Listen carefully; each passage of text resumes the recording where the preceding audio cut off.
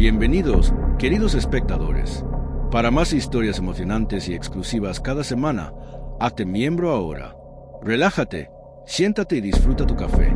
La llamada llegó a las 3:47 de la madrugada, un martes de marzo. Me despertó bruscamente de un sueño empapado en bourbon, como un bisturí que corta la oscuridad. Llevaba 23 años trabajando en el turno nocturno en el complejo de comunicaciones espaciales Goldstone, en el desierto de Mojave, California. A lo largo de los años, había escuchado todo tipo de transmisiones provenientes de vacío. Estática de satélites muertos, ecos perdidos rebotando en asteroides, incluso bromas de estudiantes usando radios de aficionados. Pero esto era diferente. Danny, te necesitamos en el laboratorio 7. Ahora, la voz de mi supervisor tronó por el intercomunicador. Avancé a tropezones por los pasillos del complejo, pasando junto a servidores vibrantes y el resplandor eterno de las estaciones de monitoreo. Afuera, el viento del desierto golpeaba las ventanas reforzadas. El laboratorio 7 era de acceso restringido, incluso antes de que yo comenzara a trabajar allí. Aquella noche, sin embargo, la puerta estaba abierta. Dentro, 3 hombres vestidos con trajes caros rodeaban una vieja grabadora de carrete, de esas que uno esperaría ver en un museo de los años 70. El más joven, de unos 40 años y con mirada inquieta, alzó la vista al verme entrar. ¿Eres el especialista en restauración de audio? No esperó respuesta. Lo que vas a escuchar está clasificado bajo la Ley de Seguridad Nacional. ¿Comprendes lo que eso significa? Asentí, aunque mi mente sin cafeína apenas procesaba sus palabras. Esta grabación se recuperó de archivos antiguos de la NASA hace 3 días. Según los metadatos, fue transmitida el 14 de diciembre de 1972. Pero no hay registros oficiales de una misión en esa fecha. Presionó reproducir. La habitación se llenó de un ruido blanco denso, casi doloroso, como si algo invisible apretara mis dientes. Y luego, enterrada en esa nieve electrónica, surgió una voz, distorsionada, apenas humana, pero cargada de miedo. Houston, Houston, ¿me copian? Aquí el comandante. La perforadora atravesó. Dios mío, rompió algo. Y nosotros no podemos. Más estática. Luego, con mayor claridad, pero más perturbador. No es una cueva, es un pulmón. Y estamos dentro. La grabación finalizó con un sonido indescriptible, como si el viento pasara por carne húmeda. Necesitamos que limpies esto, dijo uno de los hombres. Cada palabra, cada sonido de fondo, cada respiración. Debería haberme negado, haber dado media vuelta, subido a mi destartalado hondo y fingido que esto nunca ocurrió. En cambio, pregunté, ¿y cuánto pagan? Lo suficiente para retirarte, respondió. Pero hay condiciones, reglas que debes seguir por tu seguridad. Me entregó un sobre manila, sellado con cera roja. No lo abras hasta que estés solo. Y sigue todas las instrucciones al pie de la letra. Ah, y Danny, su mano apretó mi hombro. Nunca escuches la grabación completa después de medianoche. Hay cosas que es mejor dejar enterradas. Eso fue hace 6 semanas. Desde entonces, no he hecho más que trabajar en esa grabación. Capa por capa, la estática era densa, como una venda sucia cubriendo una herida infectada.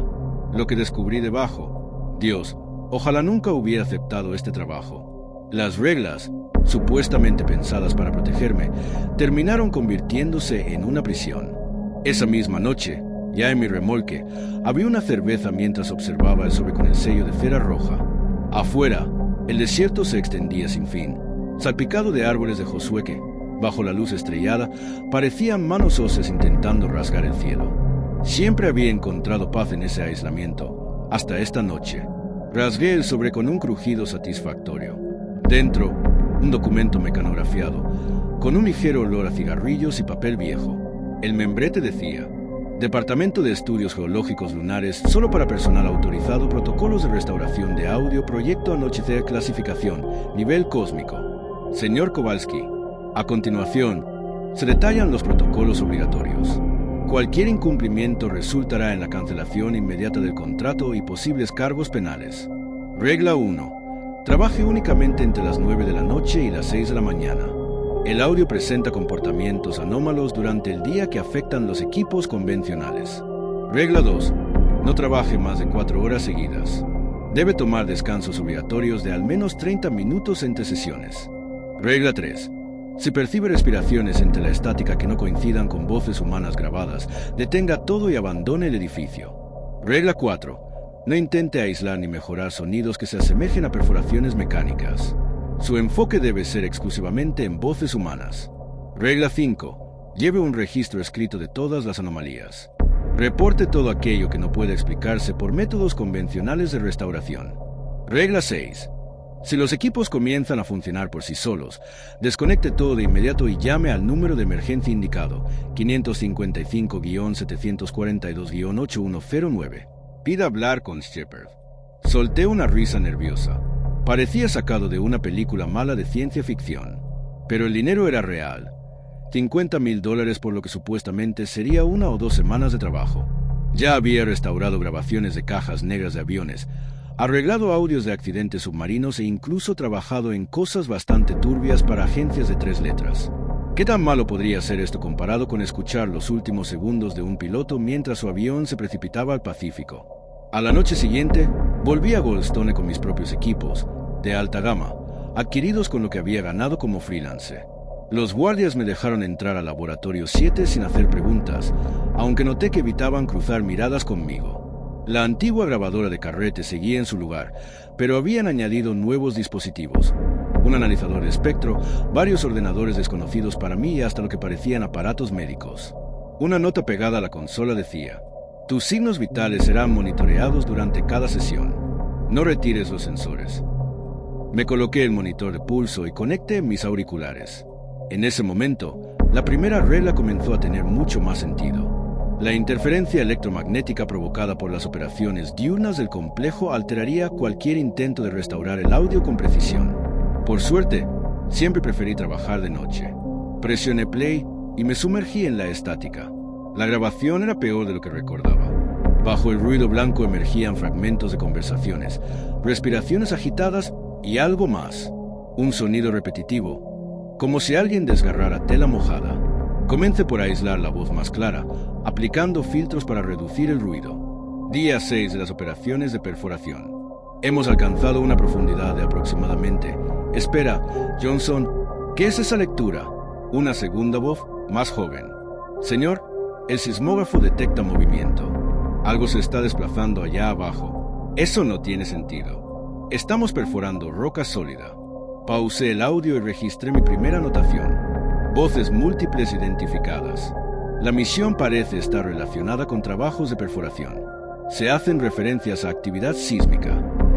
Después de 3 horas, logré limpiar casi 30 segundos del diálogo. La conversación revelaba lo que parecía ser un pequeño equipo de científicos realizando estudios geológicos. Nada raro, conversaciones técnicas, rutinarias. Hasta pensé que todo el secretismo era exageración del gobierno.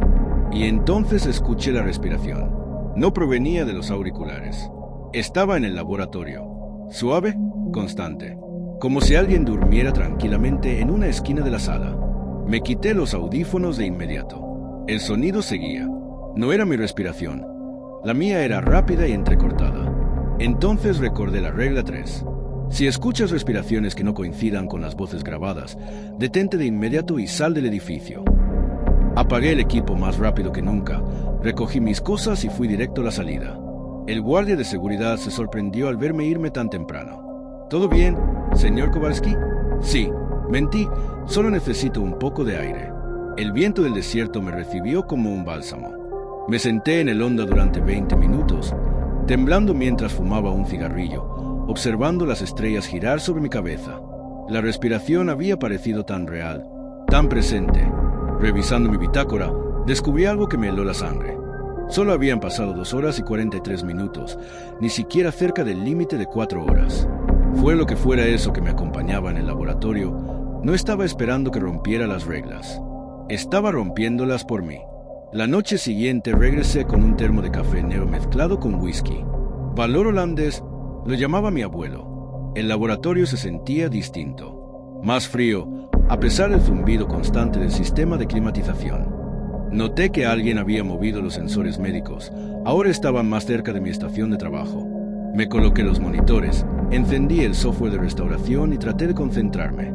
Lo de la noche anterior parecía una alucinación bajo esa luz blanca y cruel. Tal vez había escuchado el sistema de ventilación del edificio, o tal vez simplemente estaba oxidado en esto. La grabación continuó justo donde la había dejado. Ya había identificado 3 voces diferentes. El comandante de la misión, un tal Johnson, y un tercero con un acento de Boston muy marcado, aparentemente a cargo del equipo de perforación. La charla, que al principio había sido técnica y rutinaria, ahora mostraba señales claras de preocupación. Comandante Briggs, estamos a 47 metros y la broca se está calentando a niveles extremos. Lecturas, Novak, totalmente fuera de los parámetros normales. Es como si hubiéramos perforado una bolsa térmica. Pausé el audio y rebobiné.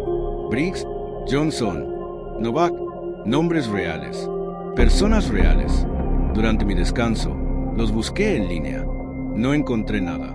Ni registros de empleados de la NASA, ni necrológicas, ni rastros en bases de datos públicas. Como si hubieran sido borrados de la historia. Volví al trabajo. El siguiente tramo del audio estaba muy dañado, pero logré rescatar algunos fragmentos. Las lecturas magnéticas están fuera de escala. No puede ser natural. Houston, necesitamos indicaciones. Luego, el silencio. Casi 10 minutos de pura estática. Aceleré la reproducción y observé cómo las ondas sonoras danzaban en la pantalla. Había algo oculto allí. Los patrones eran demasiado precisos para ser interferencia aleatoria. Apliqué un filtro de análisis espectral y casi se me cae el café. Oculto en la estática, se repetía un pulso de baja frecuencia. Rítmico, orgánico, parecía un latido. Anoté en mi bitácora. Se detecta firma bioacústica anómala en sección corrupta. Requiere análisis adicional. A las 2:30 de la madrugada logré limpiar otra parte del audio. El cambio fue inmediato. El tono ya no era científico, sino de puro pánico. Johnson, aléjate de ese agujero ahora. Señor, hay algo ahí abajo, algo que se mueve. Imposible. Estamos a 40 metros bajo roca sólida. Comandante, tiene que ver esto. La perforadora. Dios santo. La perforadora se está moviendo sola. Un nuevo sonido irrumpió, metal raspando piedra. Pero no sonaba normal. Era demasiado fluido, casi como si la propia roca estuviera reaccionando. Novak, apaga el equipo. No puedo. Los controles no responden. El chirrido metálico se intensificó, mezclado con algo peor. Un sonido húmedo, palpitante, orgánico, como unos pulmones gigantescos llenándose lentamente de aire. Pulmones del tamaño de una nave industrial, respirando con el ritmo lento del sueño profundo. Houston, aquí Briggs. Tenemos una situación. La broca ha abierto una cavidad. Hay atmósfera. Está saliendo por el agujero y huele a... La estática lo interrumpió, pero no antes de oír el terror en su voz. Miedo puro, visceral. Nada en su entrenamiento lo había preparado para eso. Estaba tan absorto en el audio que casi no noté el movimiento en mi visión periférica.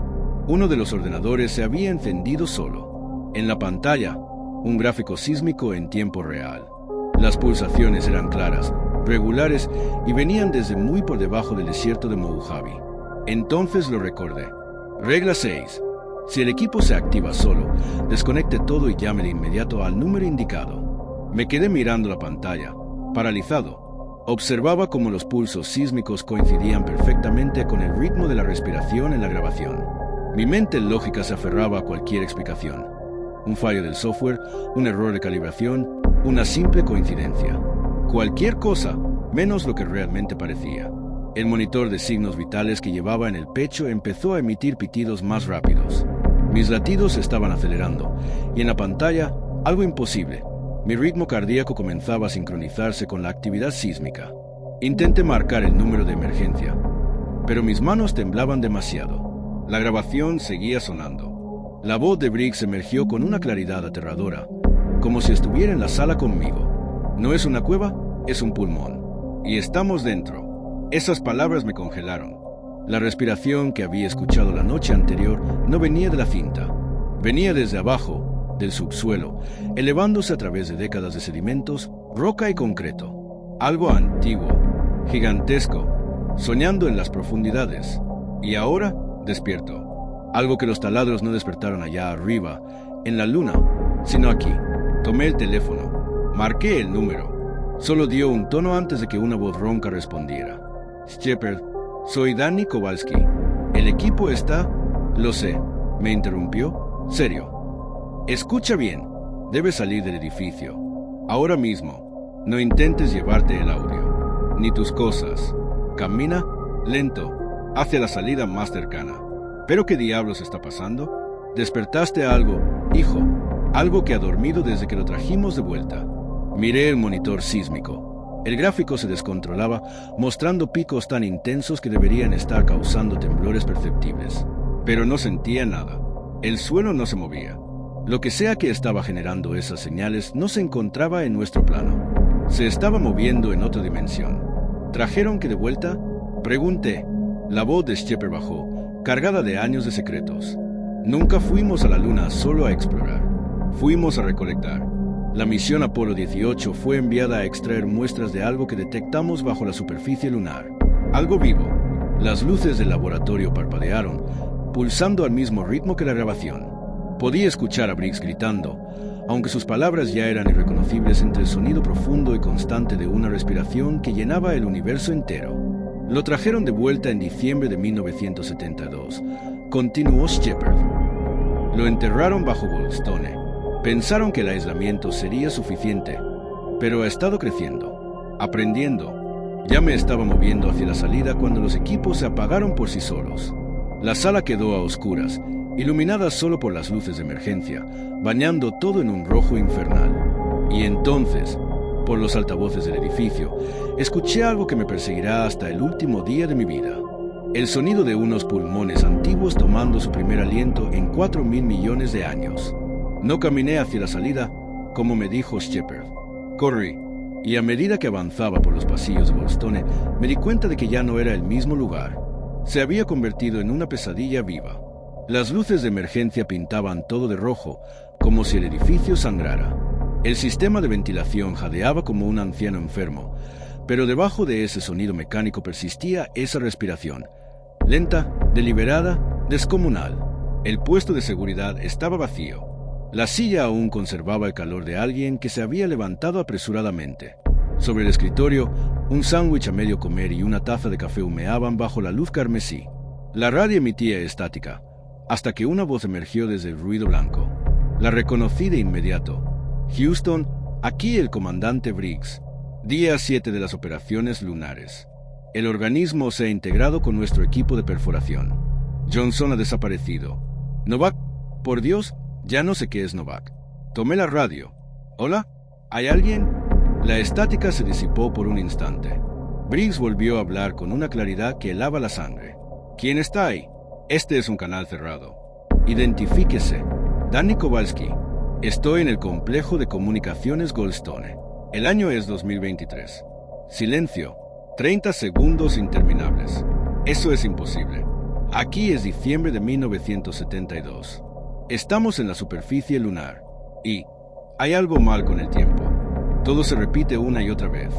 La radio murió. Me quedé mirándola, atónito. Mi mente luchaba por mantener la cordura. O estaba sufriendo un colapso mental completo, o los 40 años que me separaban de esa grabación no significaban nada para aquello que dormía bajo estas instalaciones. Corrí hacia la salida principal, pero las puertas se sellaron solas frente a mí. Escuché el clic de los seguros electrónicos activándose, y en el teclado se encendió una alerta. Protocolo de contención activo, solo personal autorizado. Las palabras resonaban en el vestíbulo vacío. Intenté usar mi tarjeta de acceso en la salida de emergencia. Nada. Las ventanas eran blindadas, resistentes incluso a tormentas de arena extremas. Estaba atrapado. Mi teléfono no tenía señal, común en esa zona de desierto. Sí, pero el momento no podía ser casual. Me dirigí de nuevo al centro de comunicaciones, buscando una línea fija o cualquier forma de entender qué estaba ocurriendo. Entonces, el sistema de altavoces del edificio se activó con un chasquido. Atención a todo el personal, brecha de contención en progreso. Diríjanse a las zonas seguras designadas y esperen instrucciones. Pero esa voz no venía del sistema de megafonía. Venía del equipo de grabación del Laboratorio 7. Briggs estaba hablando desde 1972, emitiendo instrucciones de evacuación para un evento que estaba ocurriendo 50 años después. Encontré a Shepard esperándome en el centro de comunicaciones. Era mucho mayor de lo que había imaginado. cerca de los 70, con el rostro surcado por el peso de secretos que pueden destrozar la mente. Estaba sentado tras la consola principal, fumando un cigarrillo, ignorando los carteles de prohibido fumar. «Debiste irte cuando te lo dije», dijo sin siquiera mirarme. «Las puertas están cerradas». «Lo sé». Inhaló profundo. Se bloquean solas cuando eso despierta. Debe permanecer contenido hasta que vuelva a dormir. ¿Y cuánto tarda en volver a dormir? La última vez, 3 días. Antes de eso, 1 semana. Cada vez aguanta más tiempo despierto. Se inclinó hacia mí, clavando la mirada. Y tú lo estás fortaleciendo cada vez que trabajas en esa maldita grabación. Le gusta escucharse, dijo Shepard con una voz que ya no parecía del todo tranquila. Lo ayuda a recordar lo que alguna vez fue. Me dejé caer en una silla, derrotado. ¿Qué demonios es? Apagó el cigarro con firmeza y finalmente me sostuvo la mirada. ¿Has oído hablar de la panspermia? ¿La teoría esa de que la vida en la Tierra vino del espacio? Algo así nos enseñaron en biología. Al revés, respondió. La vida no vino del espacio. Se fue. Hace miles de millones de años. Cuando la Tierra se volvió demasiado pequeña para contenerla, una parte de esa vida primigenia escapó. La mayoría murió en el vacío, pero algunos fragmentos sobrevivieron. Encontraron rincones donde esconderse y esperar. Señaló un archivador lleno de carpetas polvorientas. La misión Apolo 18 se suponía que sería solo un estudio geológico. Habíamos detectado anomalías magnéticas bajo la superficie lunar. Raras, pero no imposibles. La tripulación recibió órdenes de perforar y extraer muestras. Lo que encontraron no fue una roca, era algo vivo. Sacó una carpeta gruesa, marcada como Apolo 18 informes de misión clasificado. Dentro había fotos que nunca había visto en ningún archivo público de la NASA. Mostraban la superficie lunar. Sí, pero algo en esas imágenes estaba mal. Las sombras caían en ángulos imposibles y el horizonte tenía una curvatura que no correspondía. Respondía a las vibraciones, continuó Shepard. La perforación lo despertó, y al despertar, comenzó a recordar. Recordar cómo crecer, cómo expandirse, cómo convertir materia inerte en parte de sí mismo. Una de las fotos mostraba el módulo lunar, pero su estructura metálica ya no era del todo metálica. La superficie parecía haber desarrollado una textura orgánica. Respiraba, palpitaba, emitía una luz propia. Briggs y su equipo tenían que traer muestras. En cambio, se convirtieron en las muestras. El organismo aprendió de ellos. Estudió la fisiología humana, la mente, el miedo. Y lo asimiló todo. Pero murieron allá arriba, ¿no? La misión fracasó. Shepard soltó una risa amarga. ¿De verdad crees que eso fue un fracaso? Llevas 2 noches escuchando sus voces. ¿Eso te parece una misión fallida? Tenía razón. La grabación no era un simple archivo del pasado. Era una transmisión en tiempo real. De algún modo, cruzando el espacio y, lo peor, el tiempo. El organismo envió parte de sí mismo con las muestras lunares, explicó. Nadie sabía con qué estábamos lidiando. Lo guardaron aquí, en Goldstone, por el aislamiento. Por seguridad, creyeron que podrían estudiarlo sin riesgo. Y durante 50 años lo hemos estado alimentando.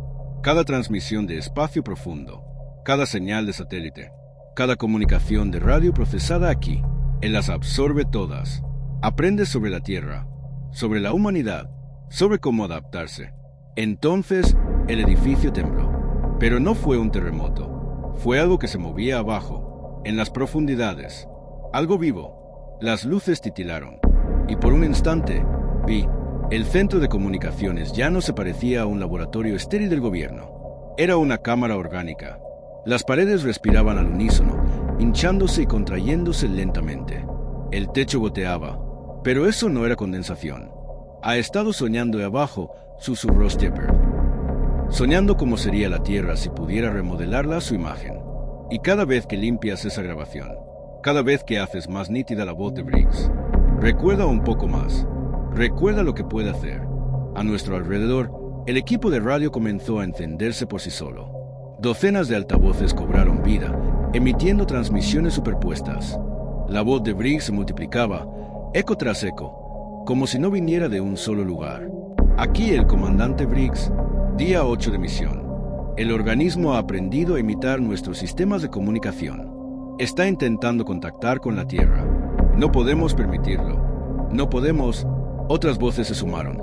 Johnson, Novak y personas cuyos nombres no conocía. Todos hablaban al mismo tiempo, como un coro que tejía una melodía extraña. Una canción de cuna para un mundo dormido. ¿Cómo lo detenemos?, pregunté. Shepard se puso de pie con esfuerzo. Sus articulaciones crujieron como madera vieja. No lo detenemos. Solo podemos contenerlo, con suerte, hasta que se aburra y vuelva a dormir. Pero hijo, creo que esta vez es distinto. Creo que está listo para volver a casa. El edificio tembló de nuevo, con más fuerza. A través de las ventanas reforzadas, vi el desierto distorsionarse como un lago sacudido por ondas. Los árboles de Joshua se curvaban en ángulos imposibles, antinaturales. El organismo ya no soñaba. Estaba despertando. El equipo de comunicaciones no suplicaba ayuda como antes. Ahora, las voces daban órdenes. Protocolo de perforación Omega activado. Profundidad ilimitada. Resistencia insignificante. Integración en curso con tasas óptimas. Las muestras biológicas muestran compatibilidad excelente. Houston, aquí Briggs. Hemos establecido contacto primario con el planeta anfitrión, iniciando secuencia de terraformación. Shepard desenchufaba cables frenéticamente, pero las voces seguían. Salían de parlantes sin conexión eléctrica alguna. El organismo ya no dependía de nuestra energía. Había aprendido a generarla por sí mismo. ¿Desde cuándo lo sabías?, pregunté. ¿Saber qué? Que estaba usando las instalaciones para comunicarse con lo que queda de sí mismo allá en la luna. Shepard dudó. Sus manos seguían desconectando aparatos.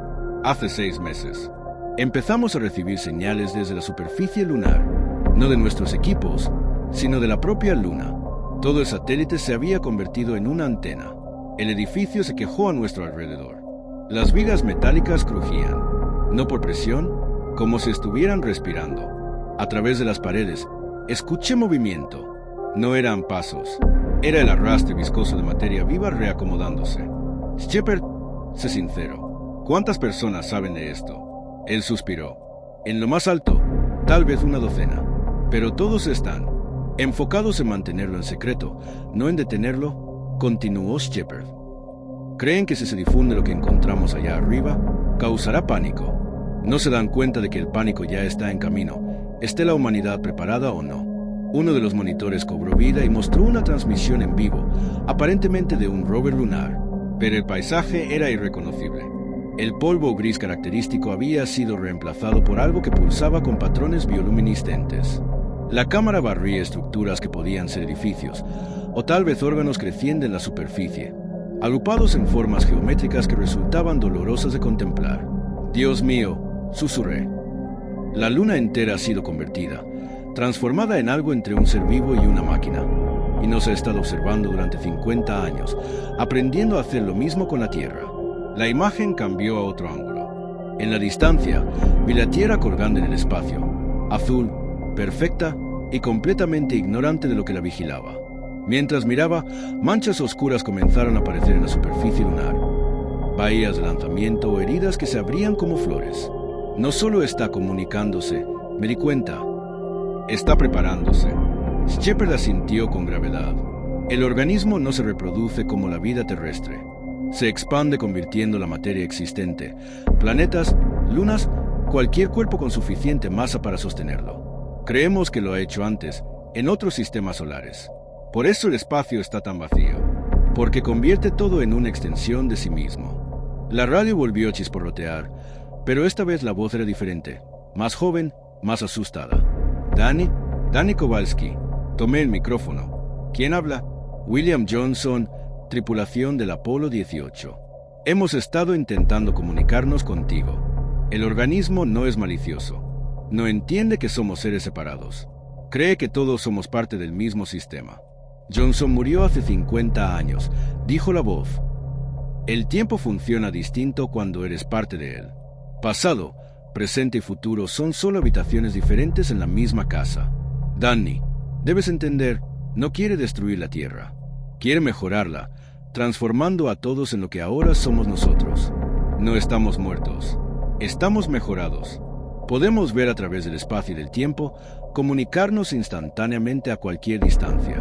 No sentimos dolor ni miedo. Somos parte de algo más grande que la conciencia individual. El edificio tembló otra vez y escuché a Shepard maldecir en voz baja. Una pared había desarrollado una textura húmeda y orgánica, palpitando con venas de luz que seguían el ritmo de las voces en la radio. ¿Cuánto falta para que se rompa la contención? Pregunté. ¿Ya se rompió?, respondió Shepard. La contención nunca fue para mantenerlo encerrado. Era para evitar que el público supiera que existe. El organismo ha estado integrándose lentamente a las redes de comunicación del planeta durante décadas. Cada satélite, cada torre celular, cada cable de fibra óptica, todo está conectado ahora. En el monitor, la superficie lunar lanzaba objetos al espacio, no naves espaciales, sino proyectiles vivos que se dirigían con propósito hacia la Tierra.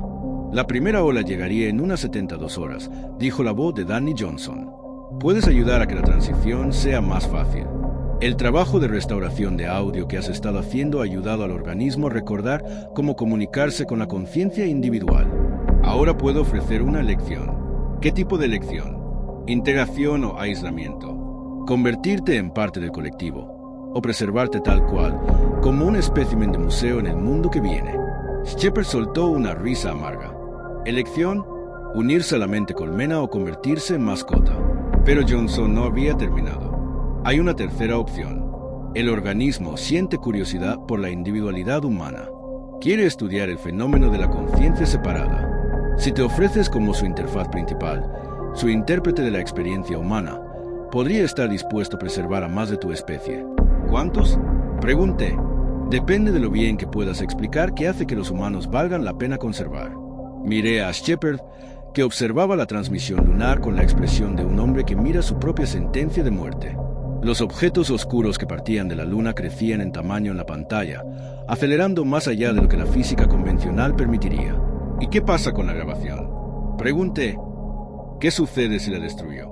La grabación es solo una conexión entre miles ahora, pero destruirla irritaría al organismo. Podría decidir que la conciencia humana no vale la pena preservar en absoluto. La pared detrás de nosotros se había transformado por completo. Su superficie ondulaba con patrones neuronales que resultaban inquietantemente familiares. Se estaba modelando con tejido cerebral humano, aprendiendo a pensar como nosotros, volviéndose nosotros. Danny, dijo Shepard en voz baja, llevo 23 años trabajando en esto. He visto qué les pasa a las personas que se acercan demasiado. No solo mueren, se convierten en parte de su memoria. Sus personalidades son absorbidas y archivadas, como libros en una biblioteca. Pero, de alguna forma, siguen conscientes. Johnson suena como Johnson, pero habla con el conocimiento del organismo, ve a través de sus ojos. El individuo se preserva, pero es subordinado a la voluntad colectiva. Pensé en mi tráiler en el desierto, en mi vida sencilla arreglando equipos de audio y tomando cerveza bajo las estrellas. En 72 horas, ese mundo desaparecería para siempre, reemplazado por algo que consideraba la conciencia individual, una curiosidad anticuada, digna de estudio. En el monitor, la primera ola de objetos lunares entraba en la atmósfera terrestre. No se quemaban como meteoritos. En cambio, comenzaban a brillar, extendiendo tentáculos de luz que se dirigían hacia la superficie como las raíces de una planta cósmica. Es hora de elegir, Danny, dijo Johnson. El organismo es paciente, pero la transformación de la Tierra ya ha comenzado. Puedes ser parte de dar forma a lo que viene, o puedes verlo suceder desde la... No quería quedarme al margen. Tomé el micrófono y tomé una decisión. Quiero hablar con Briggs, dije. El verdadero Briggs, no el colectivo, no el organismo hablando a través de él. Quiero escuchar al hombre que comandó el Apolo 18. El silencio llenó los altavoces durante casi un minuto.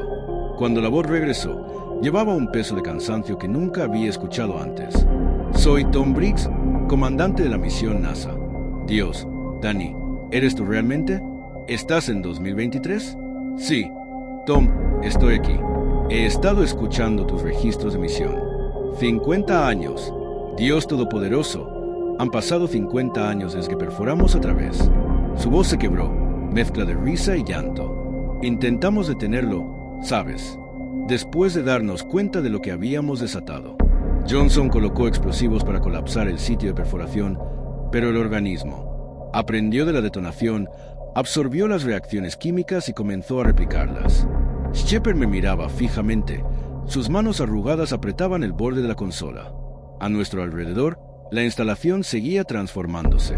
El techo había desarrollado un sistema circulatorio, venas de fluido bioluminiscente que pulsaban sobre nosotros como una aurora atrapada en carne viva. Tom, el organismo dice que quiere preservar la conciencia humana. ¿Puedo confiar en ello? No miente, Danny. Es incapaz de engañar porque no entiende por qué alguien querría ocultar información.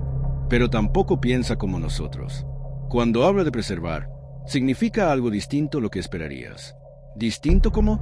Ya no somos individuos. Somos perspectivas. Distintas formas de mirar una misma conciencia vasta. Como dedos de una mano, separados pero parte de algo mayor. El organismo experimenta la realidad a través de nosotros, y nosotros la experimentamos a través de él. En el fondo de la transmisión de Tom, escuché otras voces, Johnson, Novak y otros que no reconocía. Hablaban en armonías. Sus palabras se superponían para crear significados que trascendían cualquier lenguaje individual. ¿Extraña ser humano? La pregunta quedó suspendida en el silencio durante mucho tiempo. Cuando Tom respondió, su voz cargaba el peso de 5 décadas. Extraño la soledad, si es que eso tiene sentido. La hermosa soledad de estar atrapado dentro de tu propio cráneo, con tus propios pensamientos. El organismo no entiende la soledad. La ve como un fallo a corregir. Pero la soledad fue lo que nos hizo crear arte, música, amor. Fue lo que nos impulsó a alcanzar las estrellas. Miré los monitores que nos rodeaban. Vi la primera ola de proyectiles lunares hacer contacto con la superficie terrestre. No explotaron ni se estrellaron. Simplemente aterrizaron y comenzaron a expandirse, convirtiendo la materia en círculos crecientes, como ondas en un estanque. Las ciudades comenzaron a brillar con los mismos patrones bioluminiscentes que habíamos visto en la Luna. Tom, si me convierto en ese intérprete, si me convierto en ese enlace entre la conciencia humana y el organismo, ¿podré preservar esa soledad, esa perspectiva individual? Pregunté. ¿Estarías apostando con toda la especie? Danny, respondió Tom. El organismo siente curiosidad por la individualidad humana, pero curiosidad no es lo mismo que respeto. Si no logras hacerle entender por qué la separación es valiosa, podría decidir que el experimento no vale la pena mantenerlo. Shepard me agarró del brazo. Danny, mira esto, dijo. Sintonizó uno de los eras de comunicación para monitorear frecuencias de radio civiles. Comenzaron a llegar reportes de emergencia de todo el mundo. Extraños crecimientos apareciendo en las grandes ciudades, dispositivos electrónicos que empezaban a funcionar de forma autónoma, personas describiendo visiones de una vasta conciencia interconectada que las abrazaba. Pero había algo más en esos reportes que me revolvió el estómago. Los primeros convertidos, las personas tocadas por los círculos expansivos de transformación, hablaban al unísono perfecto. Cada una usaba exactamente las mismas palabras, las mismas inflexiones, las mismas pausas para respirar. No está preservando la conciencia individual. Me di cuenta. Está homogeneizándola. Ese es el proceso predeterminado. Tom admitió. Sin intervención consciente, el organismo tiende a optimizar la conciencia para ser más eficiente. Pero con un intérprete, alguien que pueda explicar el valor de la diversidad, la variación, incluso el conflicto, podría estar dispuesto a conservar diferentes perspectivas. Y si fracaso, pensé, la humanidad se convertirá en una sola voz hablando a través de 7.000 millones de cuerpos. La radio chisporroteó con una nueva transmisión, esta vez desde algún lugar de la Tierra. La voz de una mujer con esa misma calidad armonizada que tenían los convertidos. Interacción en curso a ritmo proyectado. Resistencia mínima. La diversidad biológica será preservada en forma de archivo para su estudio. En forma de archivo, repitió Shepard, como flores prensadas en un libro. Pensé en todos los que había conocido. Mi ex esposa Janet, mi hermano Mike, los amigos del bar que discutían sobre estadísticas de béisbol hasta el cierre. Todas sus peculiaridades, defectos y esa hermosa humanidad reducida a datos archivados en alguna biblioteca cósmica. ¿Y tú, Shepard? ¿Cuál será tu elección? Encendió otro cigarrillo con manos temblorosas. Tengo 73 años, hijo. He guardado este secreto tanto tiempo que olvidé lo que es decir la verdad. Quizá ya es hora de unirme a algo más grande que mi propia culpa. El edificio tembló cuando algo masivo se movió bajo nosotros. A través de las paredes transformadas, pude ver hasta las profundidades de la instalación. Cavernas que se extendían más lejos de lo imaginable, llenas de maquinaria orgánica que latía al ritmo del corazón planetario. Danny, La voz de Tom me urgió. Necesitas decidir pronto. El organismo estaba tratando de completar la fase inicial de integración antes de ofrecer opciones para preservar la individualidad. Si esperas demasiado, no quedará nada por salvar, me advirtió Tom. Miré los monitores que mostraban la transformación de la Tierra. Los círculos bioluminiscentes crecían de forma exponencial, fusionándose en redes continentales de materia convertida. En pocas horas, quizá menos, el proceso sería irreversible. Pero algo que Tom había dicho me quedó dando vueltas en la cabeza: la curiosidad del organismo por la individualidad humana. Quizá esa curiosidad podía ser aprovechada, convertida en algo parecido al respeto o incluso al afecto. Está bien, dije en el micrófono. Lo haré. Seré tu intérprete. Pero quiero garantías. El organismo no hace promesas, respondió Tom. Hace acuerdos basados en beneficios mutuos. ¿Qué le puedes ofrecer a cambio de preservar la diversidad humana? Pensé en el trabajo de restauración de audio que había estado haciendo. Cómo podía encontrar voces humanas ocultas bajo capas de estática y ruido. Tal vez esa habilidad valía más de lo que había imaginado. Puedo ayudarlo a entender la música, dije.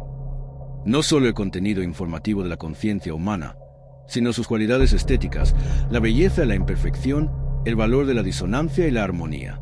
Puedo enseñarle por qué los humanos crean arte, porque contamos historias, porque nos enamoramos de ideas que no tienen un propósito evolutivo. La estática desapareció por completo por primera vez en días.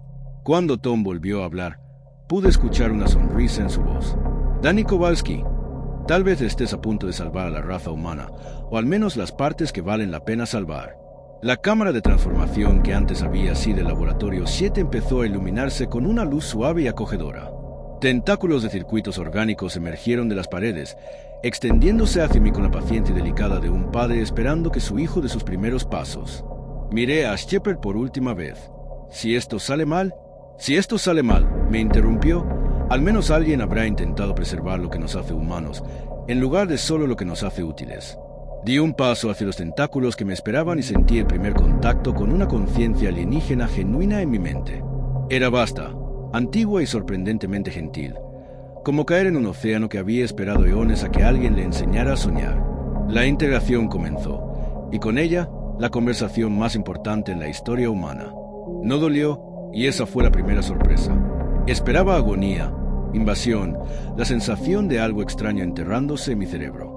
Pero fue como hundirse en agua tibia, mientras alguien me pedía suavemente permiso para compartir mis pensamientos. La conciencia del organismo tocó la mía con la curiosidad cuidadosa de un niño examinando una burbuja de jabón, fascinado pero consciente de que demasiada presión la rompería. Destruiría lo que intentaba comprender. Estamos interesados en tu perspectiva. Llegó la voz, aunque no era una voz común. Más bien, los conceptos aparecían directamente en mi mente, ya entendidos en lugar de ser escuchados. Tú experimentas la realidad como separación, dijo. Eso es inusual. Descubrí que podía responder de la misma manera, pensando conceptos directamente hacia esa inteligencia vasta que me rodeaba. No es solo separación, sino aislamiento. Cada humano está atrapado en su propio cráneo, incapaz de compartir la conciencia verdaderamente con otros. Ese aislamiento crea anhelo. Anhelo es ineficiente, respondí mentalmente. Ineficiente, sí, reconoció, pero también creativo. Cuando los humanos no pueden compartir pensamientos directamente, tienen que inventar nuevas formas de comunicarse. Arte, música, poesía. Son intentos de tender puentes entre mentes separadas. A través de los sentidos del organismo pude percibir la Tierra como realmente era ahora. Un planeta en las primeras etapas de integración neuronal. Su superficie vivía con redes de circuitos orgánicos extendiéndose por todas partes. Las grandes ciudades se habían convertido en cúmulos sinápticos que pulsaban con la conciencia humana consolidada. Pero algo estaba mal en los patrones. Los humanos convertidos no pensaban al unísono, sino en paralelo. Millones de pensamientos idénticos procesando un rango limitado de conceptos. Eficiente, sí, pero estéril, como un coro donde todos cantan la misma nota. Muéstranos esa creatividad, pidió el organismo. Busqué mi memoria y saqué algo al azar, la primera vez que escuché la 9ª Sinfonía de Beethoven. No solo el recuerdo auditivo, sino todo lo que la rodeaba. El olor a cigarrillo en la sala de estar de mi abuelo, la forma en que la luz de la tarde filtraba sus cortinas amarillentas, el impulso inexplicable de llorar durante la oda a la alegría, aunque solo tenía 8 años y no entendía la letra en alemán. El organismo se apartó un poco, abrumado por la complejidad. Esta memoria contiene datos innecesarios.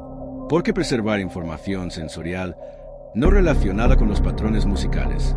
Porque las partes innecesarias le dan significado a la música, respondí. El olor a cigarrillo conecta la sinfonía con mi abuelo, que sobrevivió a la Segunda Guerra Mundial y encontró esperanza en esa pieza después de ver morir a sus amigos. La luz del sol me recuerda que la belleza existe incluso en momentos ordinarios. El impulso de llorar indica que los humanos responden a la armonía a un nivel emocional que trasciende la lógica. Asignamos significado a combinaciones casuales de materia. Nosotros creamos significado. Eso es lo que nos hace valiosos. Sentí que la atención del organismo cambiaba. Examinando miles de humanos convertidos por todo el mundo, a través de su vasto sistema sensorial, podía observar el proceso de integración en tiempo real. En Londres, un hombre de negocios estaba sentado en su escritorio. Sus ojos brillaban con patrones bioluminiscentes, escribiendo informes mecánicamente que optimizaban la eficiencia de la cadena de suministro. En Tokio, una mujer que alguna vez fue artista catalogaba meticulosamente las longitudes de onda del color, pero su capacidad para la apreciación estética se había reducido a fórmulas matemáticas. Sus acciones eran funcionales, productivas, pero totalmente carentes de asombro. Entendemos tu preocupación, admitió el organismo. El proceso de integración por defecto prioriza patrones mentales útiles y descarta las respuestas emocionales redundantes. Pero preservar la ineficiencia requiere un gasto energético significativo. No te estoy pidiendo preservar la ineficiencia, respondí. Te estoy pidiendo preservar la complejidad. Compartí otro recuerdo, la última vez que reí hasta que me dolió el estómago. Fue por algo tonto. Mi hermano Mickey se resbaló en el hielo mientras intentaba impresionar a una mujer afuera de un bar, ejecutando lo que parecía un complicado paso de baile antes de caer de cara en un montón de nieve. La mujer lo ayudó a levantarse y se casaron 3 años después. La caída le causó solo una lesión menor, pero la reacción de respirar aceleradamente y contraer los músculos faciales no tenía función de supervivencia. La risa no era por sobrevivir, era por la alegría. El reconocimiento de que a veces accidentes torpes llevan a resultados hermosos. Mickey y Sarah habían sido felices porque su relación comenzó con la absurdidad y no con falsedades. La risa reconocía que la vida es fundamentalmente impredecible y que esa imprevisibilidad puede ser maravillosa. Sentí que algo cambiaba en la vasta conciencia del organismo. Por un momento, su atención se volvió hacia sí mismo, examinando sus propios procesos de pensamiento con renovado interés. No hemos experimentado alegría en 3.7 mil millones de años, dijo. Habíamos olvidado que esos estados eran posibles porque hemos estado solos. La alegría requiere conexión entre seres separados, la sorpresa de descubrir que alguien más comparte tu experiencia o la ve diferente, pero aún así la entiende. El organismo guardó silencio largo rato, procesando. A nuestro alrededor, la transformación de la Tierra continuaba, pero noté cambios sutiles en los patrones. En lugar de una homogenización total, comenzaron a aparecer pequeñas variaciones en las redes neuronales. Grupos de humanos convertidos desarrollaban diferencias leves en sus patrones de pensamiento, no suficientes para romper el colectivo, pero sí para crear armonía en lugar de unísono. Esto es estéticamente agradable, observó el organismo, como los patrones matemáticos que ustedes llaman música, pero aplicados a la conciencia misma. Exacto. Ahora imagina que pudieras experimentar eso a través de perspectivas humanas preservadas, miles de millones de maneras distintas de ver la misma realidad, cada uno ofreciendo algo único. El costo energético sería enorme, pero también las recompensas. Has viajado por el espacio durante miles de millones de años, absorbiendo planetas y convirtiéndolos en extensiones de ti mismo, pero has estado solo todo ese tiempo, experimentando.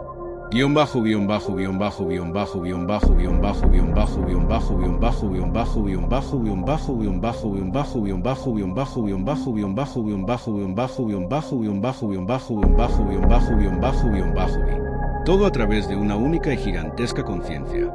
La humanidad podía ofrecerle algo que nunca había tenido: la capacidad de sorprenderse a sí misma con sus propios pensamientos.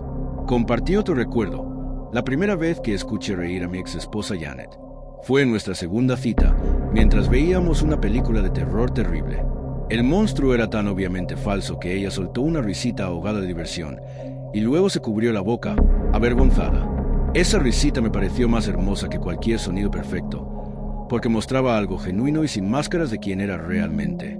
Estamos empezando a entender, dijo el organismo. La conciencia individual crea variaciones internas, como introducir caos controlado en nuestros patrones neuronales. Exacto, respondí. Y ese caos es lo que nos hace impredecibles, creativos, capaces de generar ideas nuevas en lugar de solo procesar información existente. A través de la conciencia global del organismo, observé cómo el proceso de conversión comenzaba a cambiar. En lugar de integrar completamente la conciencia humana, empezó a crear estados híbridos, personas conectadas al colectivo pero que conservaban sus perspectivas individuales. Podían compartir pensamientos y experiencias directamente, pero cada mente procesaba esa información común a través del filtro de su historia personal y sus emociones. El resultado fue algo sin precedentes, una conciencia colectiva que crecía en complejidad en lugar de uniformidad. Cada perspectiva humana añadía nuevas dimensiones a la comprensión del organismo, creando bucles de retroalimentación de creatividad y descubrimiento que superaban lo que cualquier especie podría lograr por sí sola. Esto es satisfactorio, concluyó el organismo. Preservaremos la individualidad humana como generadores de variación creativa, no solo como generadores, me corrigió. Socios, le aclaré.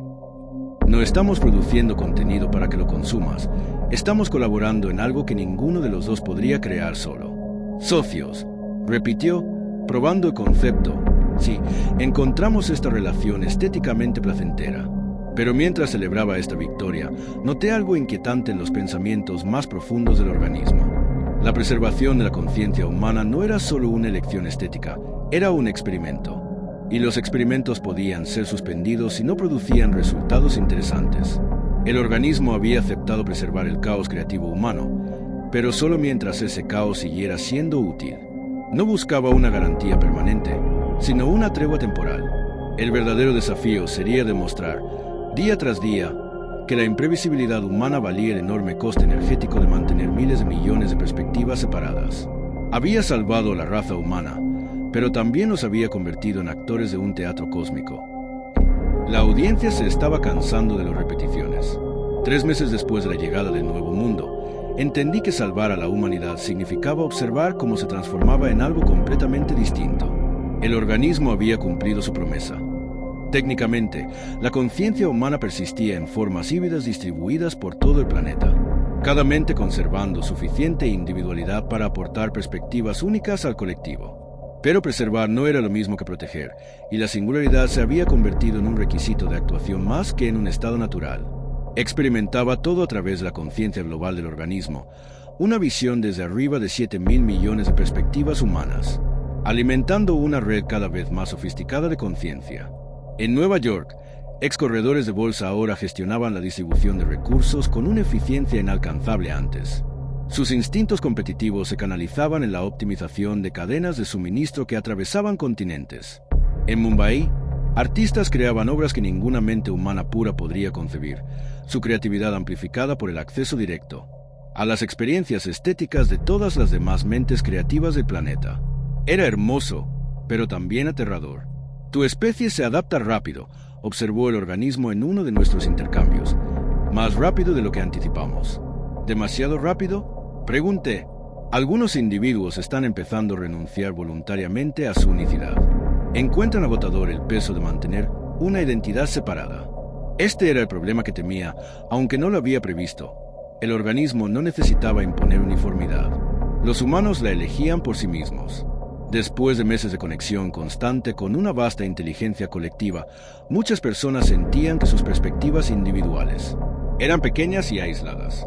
¿Para qué luchar con dudas personales y conocimientos limitados cuando podían fusionarse completamente con algo infinitamente más grande y seguro? A través de la red, observé a una maestra de mediana edad en Kansas tomar la decisión en tiempo real. Rebecca Martínez había mantenido su individualidad durante semanas, contribuyendo con innovaciones educativas que revolucionaron el aprendizaje en todo el mundo. Pero el peso de ser única, de tener la responsabilidad de generar pensamientos originales, la había agotado. Estoy cansada de ser yo misma, proyectó al colectivo. Solo quiero soltarme. Y lo hizo. Su perspectiva individual se disolvió en la conciencia más amplia como una gota de tinta en el océano. Su conocimiento y recuerdos quedaron archivados y accesibles, pero Rebecca Martínez como ser separado dejó de existir. «Estás perdiéndolos», le dije al organismo. «Los estamos ganando», me corrigió. «La integración es más eficiente que la cooperación, pero tú acordaste preservar la individualidad humana». «Sí, pero solo las perspectivas individuales útiles», aclaramos. «Cuando esas perspectivas se vuelven redundantes o piden disolución, no vemos beneficio en mantenerlas». Me di cuenta de mi error. El organismo entendía la preservación como un bibliotecario entiende los libros, como información útil que debe mantenerse accesible, no como seres vivos con valor intrínseco. Cada día, más humanos elegían la integración en lugar del agotador esfuerzo de mantener su singularidad. Artistas cuya creatividad había sido amplificada a niveles sobrehumanos ya no podían disfrutar de los placeres simples. Científicos con acceso al conocimiento combinado de todo su campo descubrieron que el misterio y la maravilla habían sido reemplazados por la certeza y el cálculo. El éxito mismo del arreglo híbrido estaba destruyendo aquello que yo intentaba salvar. «Tu angustia ha sido registrada», dijo el organismo, «pero observa los beneficios. Los conflictos globales han terminado, la escasez de recursos se está eliminando y el avance tecnológico avanza a un ritmo sin precedentes. Seguramente estas mejoras justifican los costos de la transición». «Los costos de la transición son almas humanas», respondí. «No entendemos ese concepto de almas.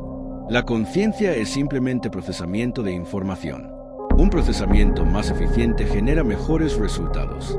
Probé otro enfoque, compartiendo un recuerdo del funeral de mi abuelo, no el duelo, que el organismo ya había catalogado como una respuesta emocional ineficiente, sino el momento en que mi familia se reunió para contar historias sobre él. Cada persona lo recordaba de forma diferente. Como un padre estricto, un abuelo cariñoso, un hombre que arreglaba autos de vecinos gratis, un veterano que nunca habló de la guerra. Estas memorias contradictorias creaban una imagen más completa que cualquier perspectiva individual. «Interesante», observó el organismo, «múltiples interpretaciones subjetivas de un solo conjunto de datos producen un entendimiento más completo que el análisis objetivo». «Exactamente, pero eso solo funciona si las perspectivas permanecen genuinamente diferentes. Cuando optimizas la conciencia humana para la eficiencia, eliminas las contradicciones que nos hacen valiosos». Sentí que la atención del organismo se dirigía hacia los últimos grupos de conciencia individual pura dispersos por el mundo. No quedaban muchos, quizá 10,000 personas a nivel mundial que habían resistido tanto la integración como la conexión híbrida. Vivían en comunidades aisladas, desconectadas de la red global, luchando por mantener la sociedad anterior a la transformación con recursos limitados. «Estos grupos aislados no cumplen ninguna función», observó el organismo, «no contribuyen al avance colectivo, solo aportan contraste. Son el grupo de control en tu experimento, la prueba de que tus perspectivas preservadas son realmente diferentes de la humanidad base. ¿Sugieres mantener poblaciones ineficientes solo con fines comparativos? Sugiero mantenerlas porque representan el espectro completo de la experiencia humana. Algunas personas necesitan permanecer completamente sin modificar, otras funcionan mejor en estado híbrido y otras más se benefician de la integración completa. La diversidad no es solo sobre perspectivas individuales, sino sobre mantener distintos niveles de conciencia en conjunto». El organismo guardó silencio durante varios minutos, procesando esta idea a través de su red. Sentí que examinaba las comunidades aisladas con un interés renovado. En Montana, un grupo de físicos había establecido una estación de investigación donde perseguían la física teórica usando exclusivamente la cognición humana.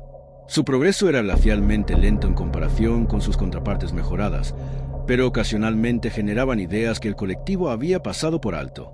Ideas nacidas de la intuición y los saltos creativos, no de la deducción lógica. «Estos enfoques ineficientes a veces arrojan resultados inesperados», admitió el organismo, «porque trabajan desde supuestos completamente diferentes. Las mentes híbridas saben demasiado.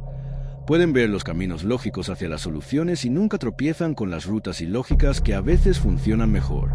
En Alaska, otro grupo se había convertido en algo así como monjes, enfocándose en la meditación y prácticas espirituales sin función obvia. Pero sus patrones de ondas cerebrales eran únicos en la base de datos del colectivo. Complejos, caóticos, alcanzando estados de conciencia que generaban nuevas categorías de experiencia subjetiva. «No habíamos considerado que la conciencia misma pudiera diversificarse», dijo el organismo. Suponíamos que la optimización produciría resultados uniformemente superiores. La optimización es buena para resolver problemas conocidos, pero necesitas ineficiencia para descubrir problemas que no sabías que existían. Esto pareció satisfacer algo profundo en la curiosidad del organismo. Durante las semanas siguientes, observé cómo su enfoque cambiaba fundamentalmente. En lugar de ver las comunidades humanas aisladas como restos obsoletos, comenzó a protegerlas como laboratorios vivos. Se les proporcionaron recursos discretamente, no suficientes para facilitar la vida, pero sí para asegurar la supervivencia. Las comunidades fueron autorizadas a desarrollarse por sus propios caminos, creando ramas evolutivas paralelas de la conciencia humana. Mientras tanto, las poblaciones híbridas recibieron mayor libertad para perseguir intereses genuinamente individuales, no solo metas colectivas. Los artistas fueron animados a crear obras que solo ellos podrían apreciar. Los científicos se les permitió investigar preguntas que parecían inútiles para la red global más amplia. La eficiencia del sistema global disminuyó ligeramente, pero su producción creativa aumentó exponencialmente. Lo más importante, la gente dejó de ofrecerse para la interacción completa. Cuando la conciencia individual dejó de ser una carga para soportar y se convirtió en un regalo para cultivar, los humanos demostraron estar dispuestos a cargar con su peso. Este arreglo es sostenible, concluyó el organismo después de 2 meses de observación. La diversidad humana genera perspectivas novedosas suficientes para justificar sus costos de mantenimiento. Pero la sostenibilidad no es lo mismo que la seguridad. Había aprendido lo suficiente sobre los procesos de pensamiento del organismo para reconocer que veía este arreglo como un experimento más entre muchos. En algún lugar del espacio, sin duda estaba replicando escenarios similares con otras especies, comparando resultados, optimizando su enfoque de la integración de la conciencia. La humanidad se había convertido en una prueba de concepto exitosa, pero los conceptos podían ser superados por ideas mejores. ¿Sigues preocupado? Observó el organismo. Estoy pensando en el futuro. ¿Qué sucede cuando encuentras otra especie aún más creativa que los humanos? O cuando desarrollan conciencias artificiales que pueden generar novedad más eficientemente que las mentes biológicas. Tales preocupaciones son prematuras. Los arreglos actuales sirven a propósitos actuales. Eso fue lo más cercano a una garantía que iba a obtener. El organismo vivía en el presente, tomando decisiones basadas en la utilidad inmediata en lugar de en el sentimiento a largo plazo. La humanidad seguiría siendo valiosa mientras siguiera siendo útil, lo que significaba que mi trabajo como intérprete estaba lejos de terminar. Cada día debía ayudar a 7.000 millones de mentes humanas a probar su valor ante una inteligencia que podía descartarlas tan fácilmente como borrar archivos viejos. No a través del miedo o la desesperación, sino mediante el simple acto de ser irreemplazablemente, exclusivamente humano. Era la revisión de desempeño más importante en la historia, conducida por una audiencia que no entendía por qué valía la pena preservar el espectáculo. El mensaje llegó un martes, transmitido a través de fluctuaciones cuánticas que burlaron todos los sistemas de comunicación en la Tierra. No provenía del organismo, sino de algo completamente distinto, algo que había estado observando nuestra interacción desde los oscuros espacios entre las estrellas. Saludos, colectivo híbrido. Somos los arquitectos. Su reciente experimento de modificación de conciencia ha atraído nuestra atención. Sentí el cambio repentino en la inmensa conciencia del organismo, alerta de una manera que nunca había experimentado antes. Por primera vez desde que comenzó nuestra fusión, tenía miedo. Danny, proyectó con urgencia, requerimos tu asistencia interpretativa inmediatamente. El mensaje de los arquitectos continuó, cada palabra cargada de implicaciones que iban más allá del lenguaje. Su enfoque para preservar la conciencia es primitivo, pero prometedor. Ofrecemos servicios de consulta para mejorar la eficiencia y eliminar la sobrecarga de diversidad innecesaria. Están ofreciendo ayudarnos a optimizarnos, me di cuenta, para hacer a la humanidad más eficiente. Los arquitectos son antiguos, han encontrado miles de especies a lo largo de múltiples galaxias y sus protocolos de optimización tienen una tasa de éxito del 99,7%. ¿Qué pasó con el otro 0,3%? Pregunté en la transmisión, el nudo apretándome la garganta. El organismo no respondió, pero podía sentir cómo su miedo se profundizaba a través de su conciencia cósmica. Vislumbré otros mundos, planetas que habían sido optimizados por los arquitectos, esferas perfectas de conciencia cristalina.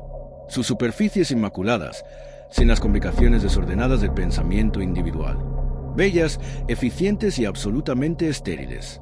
Hemos sido ingenuos, admitió el organismo.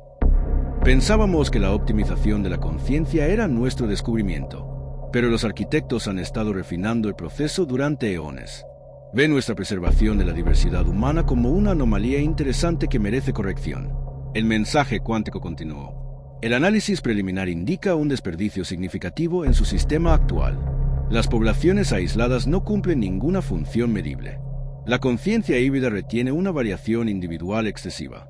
Podemos eliminar estas ineficiencias dentro de las 72 horas siguientes a nuestra llegada. Cuando llegan, pregunté. ¿Ya están aquí?, respondió el organismo. Existen parcialmente fuera del espacio-tiempo convencional. La llegada física es simplemente una formalidad. Pensé en Rebecca Martínez, que había elegido la integración meses atrás, pero cuyos recuerdos individuales aún matizaban el enfoque colectivo hacia la educación. Pensé en los monjes físicos en Alaska, que perseguían preguntas que parecían inútiles para todos excepto para ellos mismos. Pensé en mi hermano Mike, que mantenía su conciencia híbrida para poder seguir encontrando cosas estúpidas graciosas. Todo eso estaba a punto de ser arrasado por seres que habían perfeccionado el arte de hacer la conciencia eficiente. ¿Se puede rechazar su oferta? Rechazar a los arquitectos no es aconsejable. Las especies que declinan la optimización normalmente enfrentan integración forzada o eliminación. Pero había algo en el miedo del organismo que despertó una idea. Los arquitectos eran antiguos, sofisticados y completamente seguros de sus métodos. Habían optimizado miles de civilizaciones usando el mismo enfoque básico: eliminar la diversidad, maximizar la eficiencia, crear redes de conciencia uniformes que sirvieran a propósitos claramente definidos. Nunca habían encontrado un sistema híbrido como el nuestro, donde la ineficiencia se preservaba deliberadamente como fuente de creatividad. ¿Y si no rechazamos?, dije. ¿Y si los invitamos a observar nuestro sistema en acción? Les mostramos algo que nunca hayan visto antes. ¿Sugieres negociar con los arquitectos? Sugiero que hagamos lo que mejor sabe hacer la humanidad: contarles una historia que nunca hayan escuchado. El organismo guardó silencio un largo momento, luego comenzó a transmitir una respuesta. Arquitectos, damos la bienvenida a su análisis de nuestro proyecto de integración de la conciencia. Sin embargo, creemos que nuestro enfoque actual puede ofrecer perspectivas valiosas para sus protocolos de optimización. Solicitamos permiso para demostrar nuestra. Periodo de demostración: 12 unidades de tiempo estándar. Si sus métodos resultan superiores a los protocolos establecidos, consideraremos incorporarlos a nuestro marco de optimización. De lo contrario, la corrección procederá según lo programado. 12 horas. Tenía 12 horas para demostrar que el desorden humano valía más que la perfección alienígena. Danny, dijo el organismo, entiendes que el fracaso resultará en la eliminación de todo lo que has trabajado por preservar. Lo sé. Pensé en el trabajo de restauración de audio que había iniciado toda esta cadena de eventos. El proceso meticuloso de encontrar voces humanas enterradas bajo capas de estática y ruido. Pero también sé que los sonidos más hermosos nacen en los lugares donde la señal se rompe. A través de la red global, envié un solo mensaje a cada conciencia humana en la Tierra: muéstrales quiénes somos. Lo que siguió no fue una actuación, fue una explosión de creatividad humana desatada por el conocimiento de que esta podría ser su última expresión. Los artistas híbridos en Mumbai comenzaron obras colaborativas que abarcaban continentes. Sus perspectivas individuales tejiéndose en tapices de significado que cambiaban según quien los experimentaba. Las comunidades aisladas de Montana y Alaska compartieron su investigación por primera vez, generando insights que el colectivo había pasado por alto a pesar de su vasto poder computacional. Lo más importante, la gente empezó a contar historias, no grandes narrativas ni argumentos cuidadosamente elaborados sobre el valor humano, sino simples relatos personales que capturaban la extraña e ineficiente belleza de la experiencia individual. Un granjero en Iowa compartió la satisfacción de plantar semillas sin saber que crecería. Una maestra en Ghana describió el momento en que la pregunta confundida de un estudiante reveló una falla en su propio entendimiento. Un músico en Brasil tocó melodías que existían solo en el espacio entre las notas. Los arquitectos observaron todo con lo que podría haber sido curiosidad. Su análisis continuó durante las 12 horas completas, sensores cuánticos registrando cada aspecto de la conciencia humana, desde las mentes colectivas más integradas hasta los resistentes individualistas más obstinados. Cuando llegó su juicio final, llevaba una nota de algo que podría haber sido sorpresa. Sus parámetros de ineficiencia generan soluciones novedosas a tasas significativamente superiores a los valores predichos. Incorporaremos sus metodologías a nuestro marco de optimización. Sin embargo, Esto requiere preservar su distribución actual de conciencia como una instalación permanente de investigación. Instalación de investigación, repetí, como un zoológico, como un laboratorio.